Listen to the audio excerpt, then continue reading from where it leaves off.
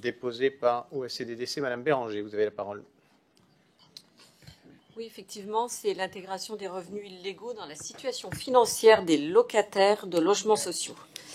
À Grenoble, de nombreux locataires de logements sociaux subissent des dysfonctionnements qui minent leur vie quotidienne. Pour ne citer que quelques exemples récents qui concernent tous les bailleurs, Actis en particulier, administrés par des élus, rue de Stalingrad, des locataires vivent sans chauffage et dans l'humidité depuis des années.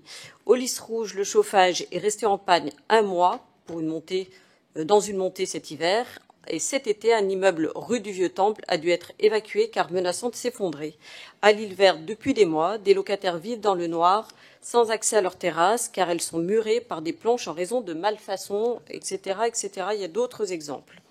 Je ne vais pas faire de liste à l'après-vert, mais il y en a plein d'autres. La liste pourrait encore être longue, avec les pannes récurrentes d'ascenseurs, les diverses incivilités, les problèmes de propreté qui touchent de nombreux immeubles, et le trafic de drogue qui s'installe principalement dans des quartiers à forte densité de logements sociaux et étend son emprise dans les montées, pourrissant la vie des honnêtes locataires. Il est à ce titre intolérable que des trafiquants de drogue continuent à être logés au sein du parc social, alors que leur activité est nuisible et que les revenus qu'ils en tirent font qu'ils ne devraient pas pouvoir prétendre à des logements financés par la solidarité nationale.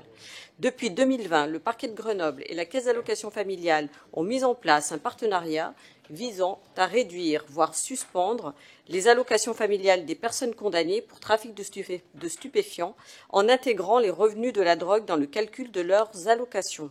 Cette mesure pourrait être étendue. L'intégration des revenus illégaux des personnes condamnées pour trafic dans leur dossier de logement social permettrait d'expulser ceux qui dépassent les plafonds et ainsi d'éviter de loger des trafiquants et de garantir une vie plus sereine aux locataires du parc social. Aussi, le Conseil municipal de Grenoble adopte le vœu suivant. Le Conseil municipal demande au gouvernement de bien vouloir mettre en place un mécanisme d'intégration des revenus illégaux dans la situation financière et patrimoniale des locataires du parc social afin d'expulser les personnes dépassant les plafonds. Je vous remercie.